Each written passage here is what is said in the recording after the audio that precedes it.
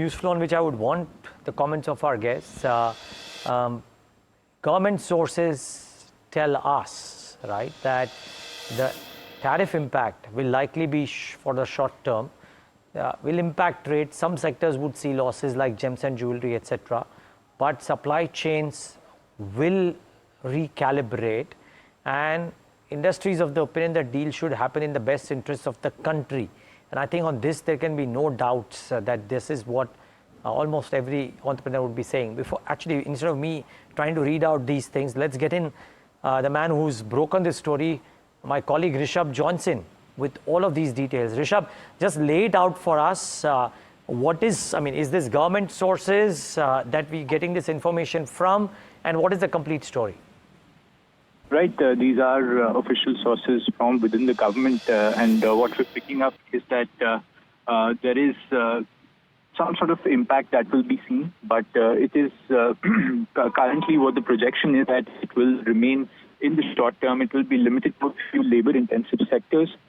What we're also seeing is the fact that the government is looking at about 5 to 6 months for certain supply chains to recalibrate and be sort of resilient to these external shocks that are coming in.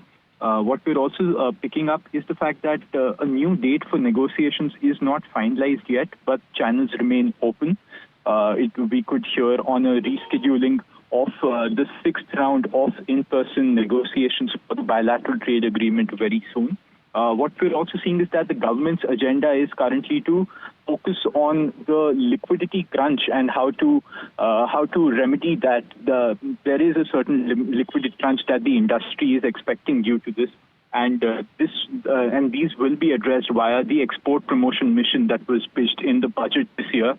Still hasn't been implemented, and that is something that the government is working on. There is a restoration of old schemes like RODTEP, which is being mulled over. What we're seeing is that there could be certain interest subvention schemes, loan moratoriums that could be given to exporters to tide over this period, expected to at least last for a few months unless a resolution is reached on tariffs. What we're also seeing is that the work is on to expedite the rollout of this export promotion mission. So that's what we're picking up from official sources. Rishabh, for that, and this is very interesting, Neeraj, because when you talk about growing e-commerce exports as well, it's mainly Flipkart and Amazon who are in fact lobbying for it as well, in terms of all of them procuring directly from the suppliers and warehousing them. You know, currently they follow a commission-based model. So if that happens, yes, it will be a boost in terms of exports, but it should not be misused. That's what the government has indicated, right? So that's the reason why there is some bit of timeline on that front, and there is no resolution or no confirmation that has come in on that one. And with regards to where the rollout of export promotion schemes go as well, the initial outlay, if I'm not mistaken, was somewhere in 3 digits or 4 digits, and now it's actually moved to 22 to 25,000 odd crores is what the government has said, and that number is lying with the expenditure side of the government. Once that is approved, then it is going to go to the cabinet, and that was one of the stories that Rishabh got to us as well a couple of days ago.